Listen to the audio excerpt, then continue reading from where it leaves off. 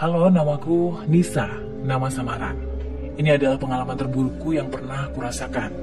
Mengenal secara dalam tentang rumah tetangga om gue yang gak relevan dengan sudut pandang gue. Waktu itu gue diajak oleh Om Imron untuk berkunjung ke rumah barunya yang berada di sebuah perbukitan. Tempatnya amat curam, sedikit sekali penduduk di sana. Rata-rata mereka di sana berkebun, karena wilayah itu bagus untuk berkebun. Om, kok warga di sini kelihatannya kayak gitu? Tanya Nisa. Nggak tahu Nis, mungkin ini memang kebiasaan mereka. Kita hanya bisa menyapanya dengan sopan. Jadi warga di sana melihat kita dengan tatapan yang nggak biasa. Hal itu membuat aku agak risih. Tapi mungkin ini kebiasaan mereka ya. Ketika sampai di sana terdapat dua rumah yang besar dan sama bentuknya. Hanya saja rumah yang akan ditinggali oleh Om Imron sudah direnovasi dan diperbaiki. Sedangkan rumah di sebelahnya tampak menyeramkan. Om, yang itu rumahnya siapa? Sambil menunjuk ke arah rumah yang tak berpenghuni dengan dedaunan yang berserakan di hadapannya. Nggak tahu nih, mungkin rumahnya penduduk sini yang sudah ada. Gue sempat menatap sesuatu yang aneh di jendela rumah itu. Sekelebat bayangan hitam besar itu menengok dari dalam rumah. Gue pikir rumah itu ada yang ngebersihin tiap harinya. Jadi nggak dibawa ribet juga sih pikiran gue waktu itu. Gue sempat masuk ke dalam rumah yang Om Imron renovasi itu. Nis, nanti kamu di sini sama Vira ya, dan Mbak Cantika. Soalnya Om Imron bakal keluar kota 2 hari ke depan. Gue agak deg-degan sih pas Om Imron bilang kayak gitu. Masa iya rumah ini mau langsung ditempatin? Om Imron serius nih, langsung ditempatin tanpa dikasih syukuran dulu? Tanya gue. Gak usah, lagian juga di sini warganya jauh-jauh. Cukup doain aja agar rumah ini baik-baik saja, ucap Om Imron. Om Imron menolak untuk diadakan syukuran untuk rumah barunya. Jangankan syukuran, Om Imron itu pelit banget kalau masalah keluarin duit. Ya udah Om, tapi kalau nggak salah rumah baru itu harusnya dikasih syukuran. Om Imron hanya diam. Akhirnya gue dan Om Imron balik lagi ke tempat semula. Sebelum gue ninggalin tuh tempat, gue masih penasaran dengan rumah sebelahnya. Apakah rumah itu berpenghuni atau tidak? Tapi Om Imron segera narik tangan gue. Mungkin Om Imron nggak ngizinin gue ke sana. Besoknya gue beserta Om Imron juga Vira dan Mbak Cantika kembali ke rumah baru Om Imron. Kita udah persiapin semuanya dengan rapi. Semua barang-barang udah disiapin di bagasi. Gak lupa boneka kesayangan Vira, Iren. Vira selalu bawa Iren kemanapun dia pergi. Mbak Nis, rumahnya besar nggak? Tanya Vira. Besar kok. Emang kenapa Vir? Ya aku sama Iren bisa keliling rumah dong sambil umpet-umpetan, ucap Vira. Gue hanya diam sambil menatap boneka Iren yang agak ngeri juga kalau dipandang. Vira, kamu jangan nakal ya, nanti ayah kan keluar kota. Jadi kamu sama mama sama Mbak Nisa jagain rumah. Ya apa nggak apa-apa kita di sana. Bukankah rumah itu baru? Seharusnya kita tempati bersama dulu, ucap Mbak Cantika. Ma, ayah tuh ada kepentingan kerjaan, jadi nggak bisa ikut. Ya nanti kalau ada apa-apa gimana? Apalagi kata Nisa, sebelah rumah kita ada rumah kosong yang nggak ada penghuninya. Om Imron segera menatap wajah gue. Nisa, kata siapa rumah itu tidak ada penghuninya? Kan kita baru ke sana 1 kali, tanya Om Imron. Om, bukannya aku mengada-ngada sih. Tapi bukannya rumah sebelah itu kita banyak dedaunan yang berserakan. Rumahnya tampak kumuh. Dan lagi ada bayangan hitam yang cukup Nis. Jangan mengada-ada, potong Om Imron. Iya Om, maafin Nisa. Om Imron hanya terdiam dan fokus menyetir mobil. Vira semakin memeluk boneka Iren. Dia ketakutan mendengar ada nada suara ayahnya yang tiba-tiba meninggi. Sesampainya di tempat tujuan, gue mendapati beberapa penduduk yang masih menatap mobil yang kita tumpangi. Para warga segera berlarian. Loh, kok warganya lari? Ada apa emang? Tanya Mbak Cantika. Mungkin dia baru tahu kalau kita orang asing, nanti juga terbiasa, jawab Om Imron. Kita datang tepat di sore hari, di mana waktu itu senja mulai terlihat. Tandanya sebentar lagi hari akan gelap. Iren, kamu gak usah takut ya, ada Vira yang bakal jagain kamu, ucap Vira. Gue hanya tersenyum. Wajar aja sih karena Vira itu masih kecil ya. Dunianya penuh dengan fantasi dan hayalan. Nis, angkat barang-barang ke dalam rumah ya. Om mau ketemu sama kepala desa tempat ini. Iya Om. Mbak Cantika membantu membawakan barang-barang yang ada di bagasi mobil. Mbak, Pulau Mawon. Udah gak usah sungkan-sungkan, barengan aja, senyumnya. Dibanding Om Imron, gue lebih care sama Mbak Cantika. Dia sangat peduli juga dengan apa yang gue rasain. Nis, nanti kamu tidur berdua sama Vira ya. Soalnya kan Om Imron gak ada, jadi kamu jagain Vira ya. Loh, Mbak mau kemana? Mbak tetap di rumah inilah. Terus, masa iya Vira mau tidur sama Mbak? Walaupun ibunya, Vira lebih suka sama Iren, boneka kesayangannya. Kamu tahu kan, Mbak paling anti sama boneka, jawab Mbak Cantika. Gue hanya iyain aja, mana mungkin gue nolak. Lagian gue juga udah dapet mandat, Mbak Nisa di sini banyak capung. Walah, nanti kita cari ya. Iya Mbak. Gue dan Mbak Cantika masuk ke dalam rumah, sedangkan Vira bermain di luaran. Dalam rumah itu ada 3 kamar, 1 kamar mandi, ruang tamu yang berada di pintu masuk. Mungkin ini tatanan rumah yang diinginkan Om Imron ketika direnovasi. Nis, menurut kamu itu warga kenapa ya berlarian? Seperti melihat hantu, tanya Mbak Cantika. Nggak tahu Mbak, apa rumah ini punya sisi kelam ya dulunya? Mengingat lokasinya yang agak aneh juga di atas bukit. Mana ada orang yang bangun rumah di sini? Nggak enak, tuh Mbak Cantika. Mirip villa itu loh Mbak, kan villa biasanya di perbukitan, ucap gue sambil membereskan lipatan baju yang berceceran. Oh ya Nis, ambilkan tas di dalam mobil, ada handphone sama laptop Mbak. Malam ini Mbak mau ada nugas kerjaan. Oh iya Mbak. Gue keluar untuk mengambil tas di dalam mobil, tapi setelah gue keluar, si Vira udah nggak ada di tempat. Vir, teriak gue. Gue kira Vira lagi bermain di bawah. Tempat itu kan banyak capungnya.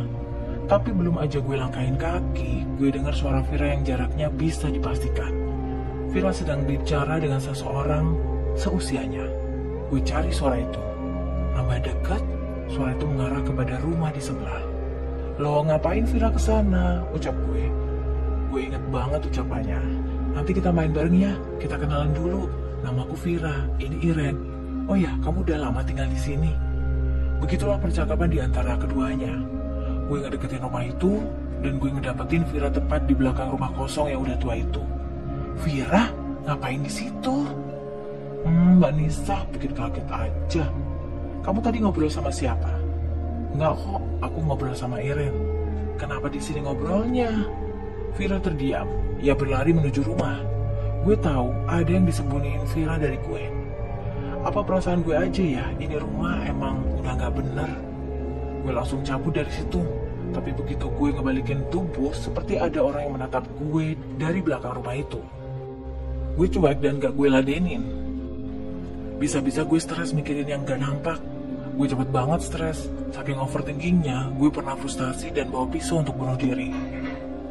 Gue langsung ambil tas yang ada di dalam mobil. Bertepatan dengan itu, Om Imron datang dengan keadaan yang buru-buru. Nisa, Mbak Cantika ada di mana? Ada di dalam Om. Om Imron langsung berlari menuju rumah. Dia agak was-was seperti ada sesuatu yang ingin disampaikan. Gue masuk ke dalam dan mendapati Om Imron sedang ngobrol sama Mbak Cantika. Loh ya, kenapa Mas mau beli rumah ini? Kenapa ayah nekat? Rasa Mbak Cantika. Gue letakkan tas itu di atas meja dan menuju Vira yang berada di sofa dekat ruang tamu. Mas, sudah terlanjur. Asalkan kata Pak Kades jangan sesekali ke tempat itu. Kita nggak tahu juga mana ada yang mau celaka di tempat ini kan. Tapi bagaimana lagi? Mbak Cantika memegangi kepalanya. Nisa, sini, Om mau ngomong. Gue langsung menuju Om Imron. Kamu tahu kan, malam ini Om akan berangkat keluar kota. Maka dari itu Om pesen sama kamu satu hal. Iya Om, Nisa tahu. Apaan tuh? Jangan dekati rumah tua itu ya. Bener feeling gue. Rumah itu memang udah gak baik waktu pertama kali gue lihat. Kenapa Om? Pokoknya jangan sesekali kamu menginjakan kaki ke rumah itu, terkhusus Vira. Jangan sampai dia kesana, ucap Om Imron. Iya Om, gue udah bohongin diri sendiri juga kepada Mbak Cantika dan Om Imron. Karena orang yang pertama kali menyentuh rumah itu adalah Vira. Om Imron tampak resah, dia agak nyesel juga karena udah beli rumah itu. Mah, kalau ada apa-apa kamu pastikan langsung telepon ayah ya, paham? Ucap Om Imron. Iya ya. Om Imron dan Mbak Cantika menuju kamar, sedangkan gue masih melihat tinggal Vira yang sedang bermain.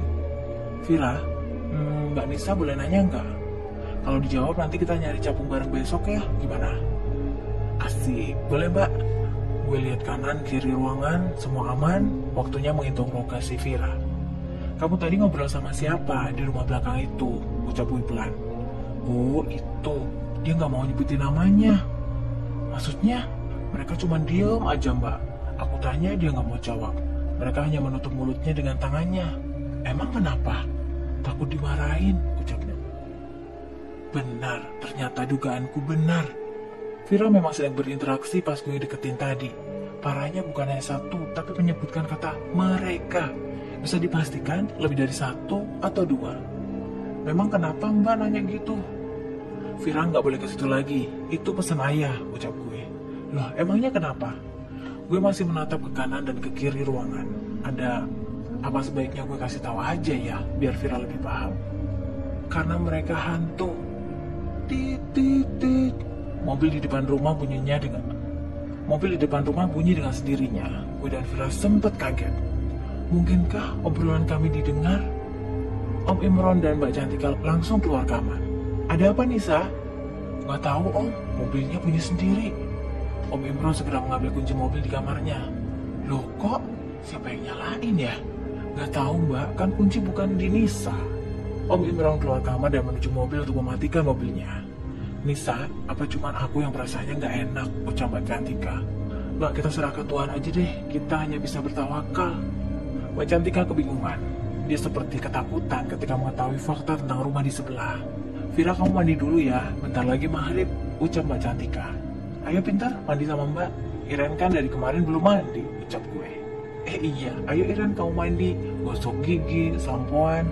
Udah gitu nanti aku catok rambutnya ya, biar tambah cantik. Gue hanya bisa tersenyum dengan pola pikir Vira yang sangat absurd.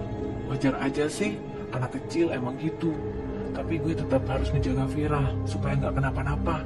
Apalagi dia udah ngelakuin kesalahannya. Malam harinya, gue dan Mbak Cantika nyiapin seluruh perlengkapan kerja dari Om Imron. Tepat pukul 19.00, dia berangkat sendirian. Pesannya cukup 2. Jangan dekati rumah itu, hubungi aku bila ada kejanggalan di rumah ini. Mbak Cantika hanya mengangguk pasrah.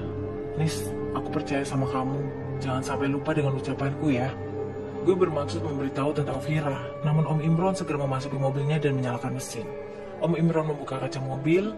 Sesaat dia menatap rumahnya. Tak lupa pula ia menatap rumah di sebelah rumah barunya. Aku berangkat duluan ya. Ya om, hati-hati. Klakson mobil dibunyikan, tanda Om Imron berangkat menuju kota yang dituju. Gue dan Mbak Cantika saling menatap satu sama lain.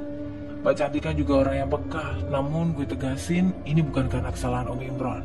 Tenang mbak, kan Om Imron hanya 2 hari saja di sana, jadi kita bisa menunggunya. Mbak Cantika tidak mengucapkan satu kata pun dari mulutnya. Pemikirannya sudah tidak bisa dibohongi lagi. Ada sesuatu yang tidak pernah diucapkan mengenai rumah itu. Nis, aku mau ngobrol sebentar sama kamu ya, tapi tolong kamu jangan kaget. Gue mengangguk paham. Ini saatnya yang tepat gue bilang tentang Vira. Tapi melihat kondisi Mbak Cantika yang agak stres, gue urungin deh untuk membicarakannya. Rumah di sebelah kita itu 100% rumah kosong tak berpenghuni. Gue agak kaget juga. Entah kenapa feel gue selalu benar. Gak tahu dari mana. Warga sini menyebutnya begitu. Apa mbak? Keluarga tanpa rupa. Jantung gue anjlok mendengar beginian. Hati gue gak enak banget dengar beginian. Gue semakin penasaran. Gue semakin kepikiran dengan kejadian Vira.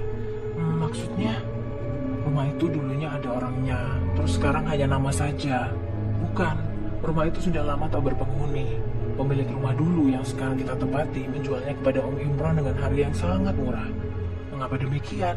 Karena rumah ini selalu kena teror oleh keluarga tanpa rupa itu. Aku nggak ngerti mbak.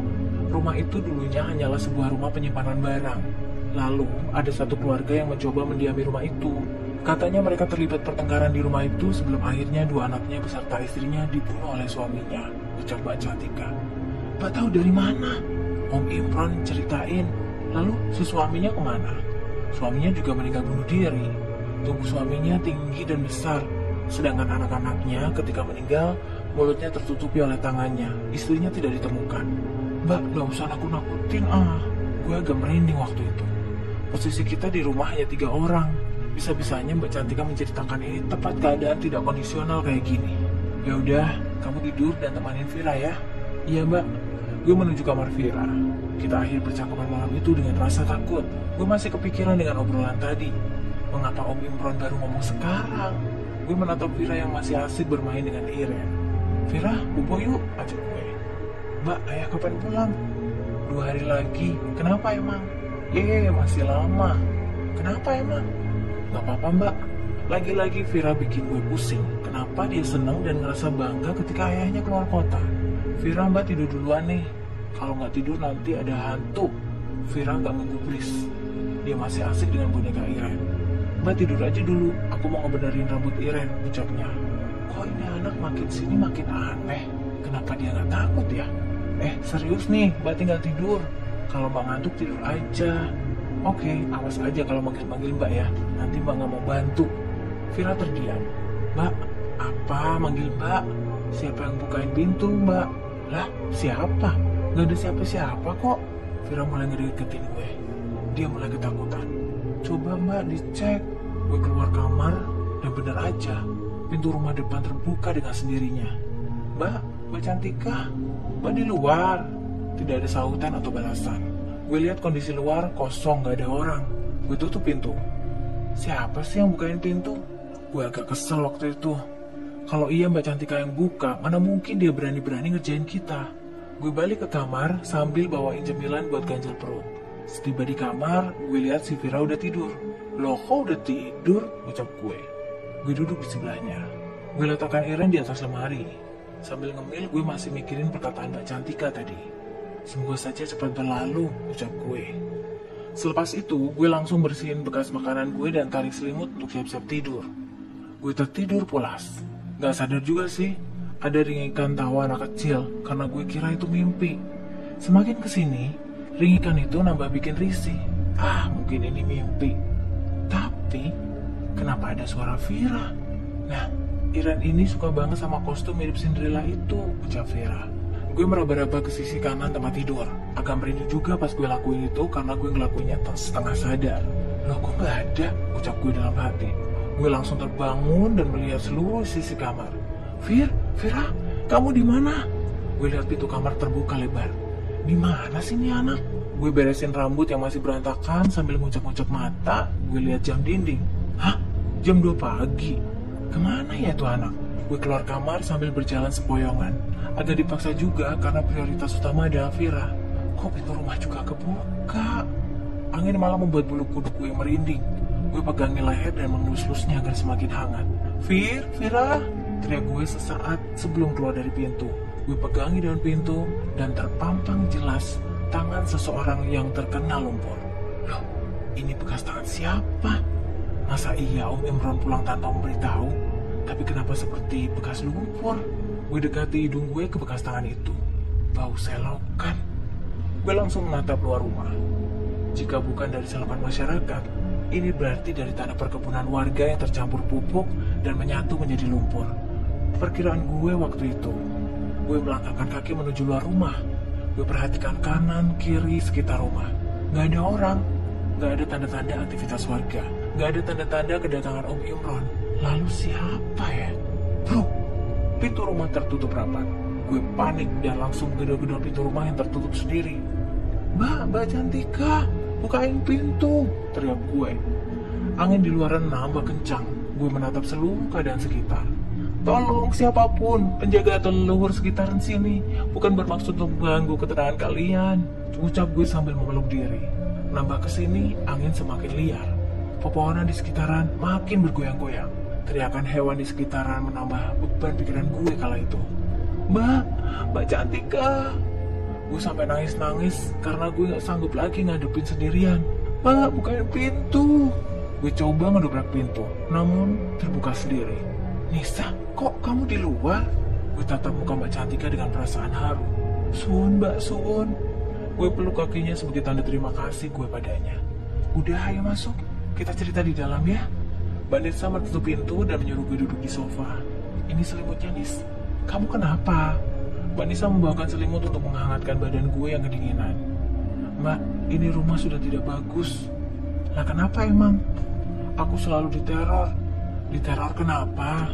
Aku tadi tertidur dan mendapati Vira sedang mengobrol dengan seseorang seusianya. Ketika aku terbangun, Vira udah gak ada di kamar. Lalu aku keluar kamar dan melihat pintu rumah terbuka. Di daun pintu itu ada bekas telapak tangan orang dewasa. Gue jelasin secara rinci. Mbak Cantika mendekati pintu rumah. Di mana bekas telapak tangannya? Gak ada kok, ucapnya. Gue langsung ngedeketin pintu. Mbak, sumpah, aku gak bohong. Bekas telapak tangan itu tadi di sini, tepat di sini. Gue sambil nunjukin bekas telapak tangan itu dengan nada meninggi. Mah, Vira mau cucu. Terdengar suara anak kecil dari kamar. Tuh, lihat, Vira tadi di kamar loh. Gue hanya termenung. Masa iya gue salah lihat? Gue tampar pipi gue. Ini bohong kan? Ini gak mimpi kan ya? Gue coba nyadarin diri gue. Apa yang terjadi dengan rumah ini? Gue masih namparin pipi gue dengan kencang.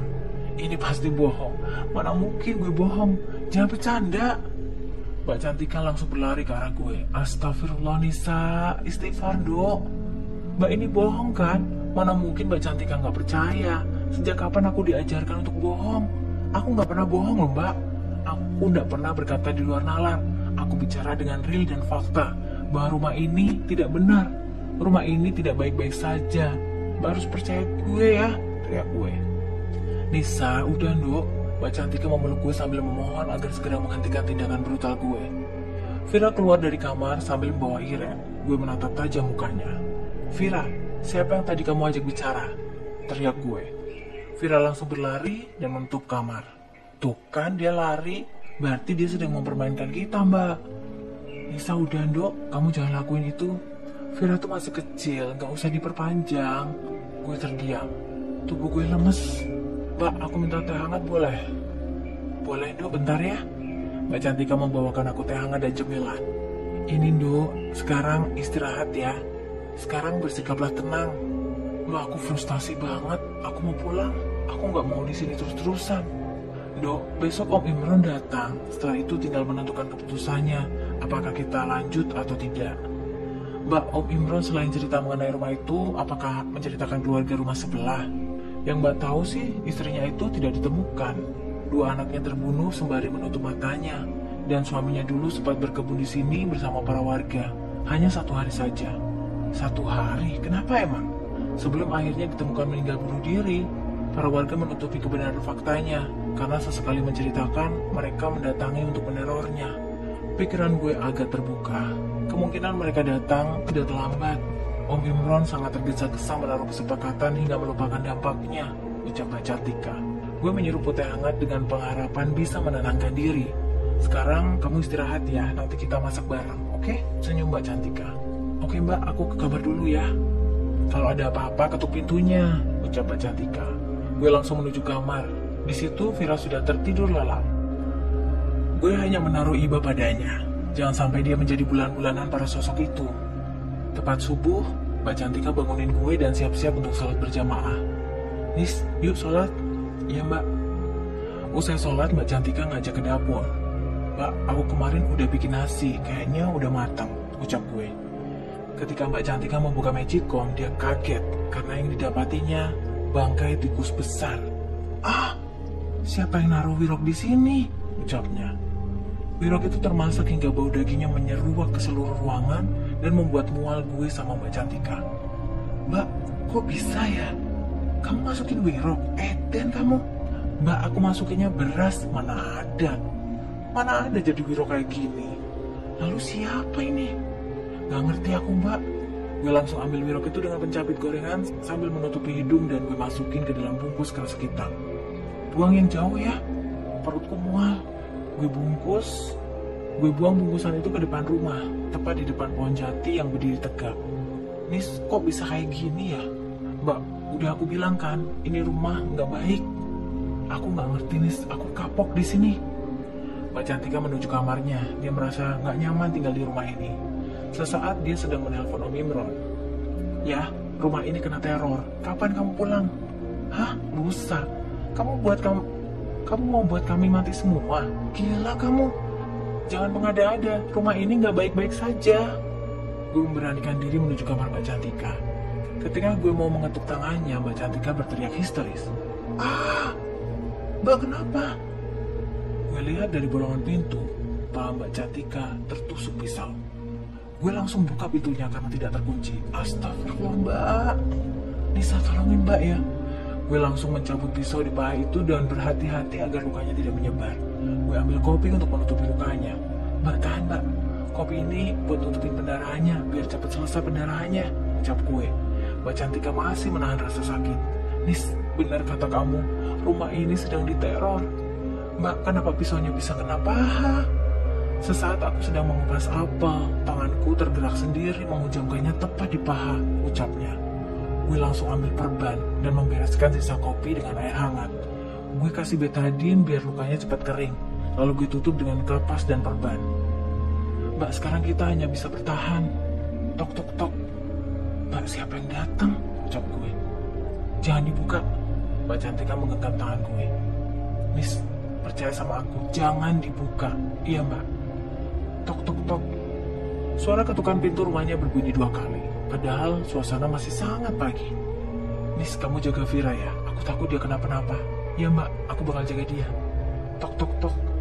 Gue bingung antara penasaran dan ngikutin keinginannya Mbak Cantika agar tidak membuka pintu rumah. Gue masih terdiam sambil membereskan sisa kopi yang berceceran.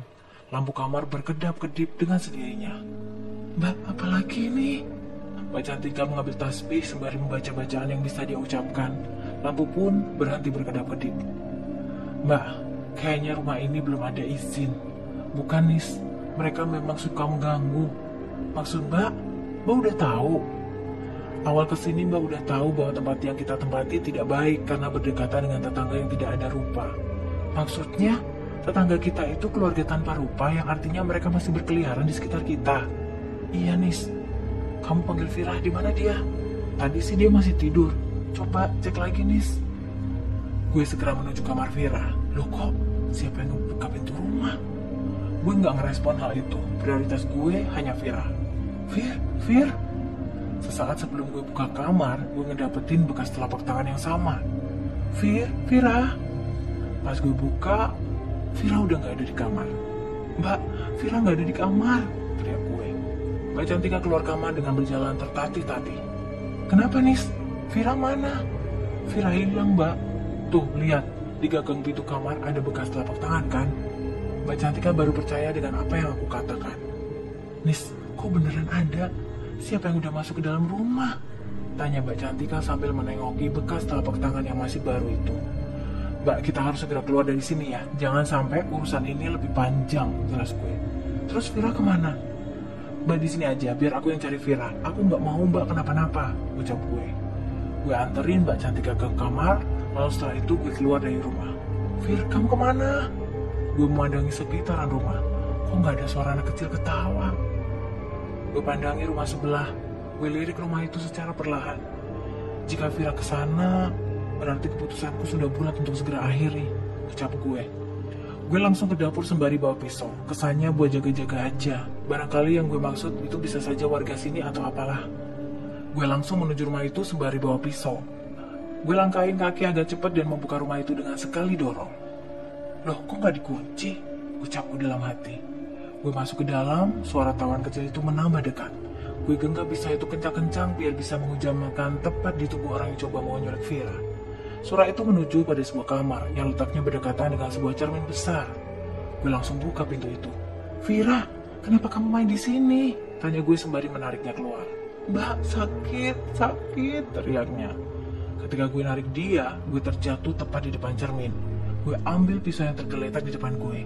Ketika gue berdiri, gue tatap cermin itu. Gue lihat dengan jelas sosok hitam besar sambil menepuk pundak gue. Ini tangan siapa? Vira menarik-narik baju gue. Gue masih gak percaya apa yang gue pikirkan selama ini ternyata benar. Mbak Nisa, ayo pulang, Mbak. Kamu pulang duluan sekarang. Aku gak mau. Cepet kamu keluar dari sini dan pulang. Vira nangis. Dia berlari keluar. Gue masih menatap cermin itu. Gue langsung gerakin tangan gue dan berniat mecahin cermin itu. Sesaat tangan bayangan hitam itu menahan tangan gue agar tidak menghancurkan cermin. Gue terus berusaha gerakin tangan sambil menahan sakit. Kalian semua telah menghancurkan hidupku. Gue terus gerakin tangan gue. Tetap aja sosok itu menahan tangan gue. Pisau itu terjatuh. Gue gak bisa berbuat apa-apa lagi. Namun secara sekejap, bayangan hitam itu menghilang ketika sinar matahari memasuki rumah itu. Gue langsung mecahin cermin itu dan kabur dari rumah. Gue langsung menuju rumah Mbak Cantika dengan tangan agak lemas. Tubuh gue agak lemes. Beberapa kali gue tersandung dan terjatuh. Gue kadang merangkak juga dan terus berusaha untuk bangkit. Aku harus kasih tahu Mbak Cantika. Gue buka pintu rumah dengan perasaan hancur lebur. Gue udah gak sanggup di rumah ini. Gue mau cepet balik. Gue gak mau di tempat ini. Gue udah frustasi. Ketika gue baru masuk, gue dapetin Mbak Cantika sedang tertawa sendirian. Gue cantik kan? Mbak, kamu kenapa? Ucap gue. Gue masih berusaha untuk bangkit. Kadang menyakitkan juga. Mana mungkin gue bisa nyelesain masalah ini sendirian? Apa kabar kasur yang empuk? Apa kabar selimut yang hangat? Apa kabar udara yang sejuk? Semenjak mengenal tempat ini, rumah ini, dan seluruh sosok yang meneror, aku jadi lupa caranya tersenyum. Aku lupa caranya bertahan. Aku lupa caranya menyentuh sentuhan hangat Mbak Cantika. Gue memegangi pintu kamarnya, nafas gue naik turun. Gue hanya ada dua pilihan, mati bunuh diri atau menghancurkan mereka semua. Gue buka pintu kamar dengan seluruh tenaga yang tersisa. Sesaat gue menatap tubuh Mbak Cantika, rambutnya acak-acakan, bajunya tercoreng darah. Mbak, kamu kenapa? Nisa, aku cantik kan? Gue gak bisa ngomong lagi apa yang terjadi dengan semua ini. Gue deketin Mbak Cantika sambil menaruh pisau di lantai. Gue peluk tubuhnya sembari berkata, Mbak Cantika cantik banget, istirahat dulu ya Mbak. Gue pukul perutnya supaya dia sadar. Mbak Cantika seakan-akan telah mengira aku telah berbuat jahat, padahal cara itu adalah alternatif terbaik untuk menyadarkannya. Nis, kenapa kamu?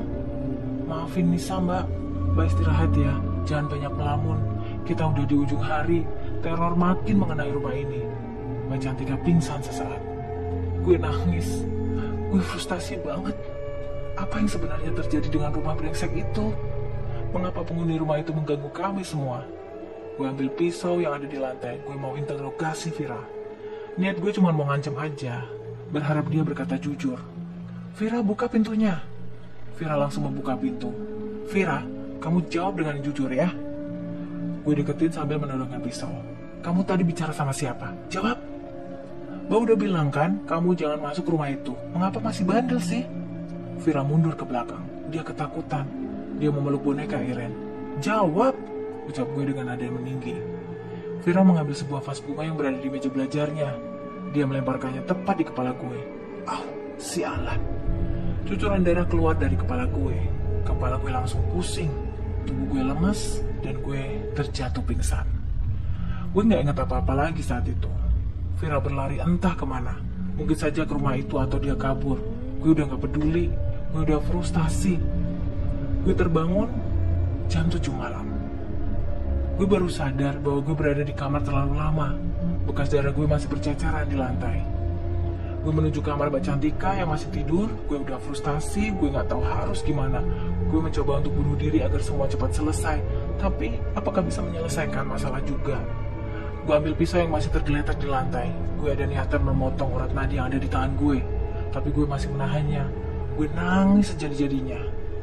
Tolong, tolongin kita, teriak gue sambil nangis. Tapi dari situ gue mikir hal gila dan bodoh. Oh ya, jika mereka berada di rumah itu berarti gue bakar aja rumah itu. Gue ratain dengan tanah, senyum jahat gue. Gue langsung cari minyak tanah di sekitaran dapur, benar aja. Gue dapetin tuh minyak tanah karena niatnya akan digunakan untuk membakar alas yang ada di sekitar rumah. Pertama gue selamatin Vira, lalu gue bakar rumah itu, ucap gue. Gue langsung bawa minyak tanah, korek api, juga pisau sebagai senjata utama.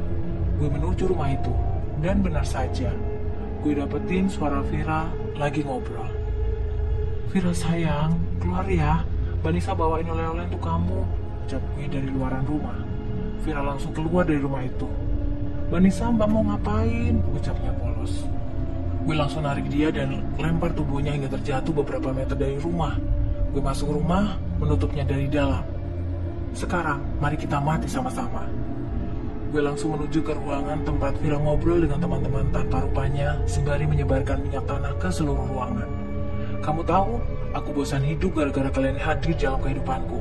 Jadi ini adalah perayaan kalian. Sudah siap? Gue sebarkan minyak tanah itu hingga pintu depan rumah. Gue buang dirigen itu dan merogoh kantong untuk mengambil korek gas. Gue nyalakan korek, namun selalu saja mati, seperti ada yang meniup. Kok gak mau nyala ya? Gue coba nyalain, tapi mati lagi. Beberapa kali gue lakuin itu, tetap saja gue pandangi arah depan gue. Dua sosok anak kecil sambil menutupi matanya sedang meniupi korek gue. Jangan bakar rumah kami, ucap mereka. Gue teriak histeris. Gue mundur hingga tubuh gue berada di ujung pintu itu. Pergi, pergi kalian. Gue ambil korek itu dan gue lemparkan tepat di tempat gue kesebarkan minyak tanah. Api mulai menyebar hingga ke ruangan lain. Saatnya gue keluar, tapi gue lupa. Gue ngunci itu dengan mengaitkan kawat dan sudah dibentuk sedemikian rupa agar tidak bisa terbuka. Gue udah pasrah. Gue udah gak ada harapan lagi. Gue udah gak bisa berbuat apa-apa. Gue pikir ini adalah akhir dari kehidupan gue. Gue terjatuh pingsan karena telah banyak menghirup asap kebakaran rumah itu. Gue gak ingat apa-apa. Yang gue ingat ketika gue bangun, gue ada di rumah sakit. Gue kira gue bakal mati dan gak bisa menatap dunia lagi. Tapi gue bisa selamat. Gue gak tahu siapa yang nyelamatin gue dari situ. Ketika gue terbangun, Om Imron langsung deketin gue. "Nis, kamu gak apa-apa kan?" "Aku di mana, Om?" "Kamu di rumah sakit. Kamu pingsan di rumah kosong dekat rumah Om tadi. Kamu yang membakarnya." Gue takut bakal dibawa ke kantor polisi, tapi gue udah siap dengan semua itu. "Iya, Om, maafin Nisa." "Kamu gak salah. Tadi Om ditelepon sama Vira. Katanya kamu masuk rumah itu." Gue tersenyum. Vira emang licik, padahal dia yang masuk duluan. Lalu Om telepon kepala desa dan segera kepala desa mengerahkan warga ke rumah Om. Ketika kesana ada kobaran api membesar, jelas Om Imron. Kepala desa menanya kepada Vira apakah ada orang di dalam. Vira menjawab ada, yaitu kamu. Dengan cepat seluruh warga mendobrak pintu utama, tapi terganjalkan oleh sesuatu yang ternyata tubuh kamu. Akhirnya mereka membuka jendela rumah dengan paksa dan membantu mengeluarkan kamu dari jendela. "Iya, Om, maafin Nisa ya." Om yang minta maaf. "Lalu gimana, Om?" Kepala desa masih menyelidiki lebih lanjut. "Nanti kamu tinggal menjelaskannya saja ya. Kamu benar kok." "Mbak Cantika mana, Om?" "Mbak Cantika masih dirawat di RSC, tapi sudah membaik. Insya Allah minggu depan bisa keluar." "Vira?" "Vira dibawa ke tempat sosialisasi anak-anak. Psikologisnya terganggu. Om juga menyesal telah melakukan kesalahan ini." Gue hanya bisa bersyukur dan terus memanjatkan doa agar semuanya segera baik-baik saja. Sebagai pembelajaran ke depannya, jangan pernah mengambil mudah tindakan yang sesuai dengan keinginan kita. Pikirkan itu, lalu putuskan. Karena resiko selalu ada. Tamat.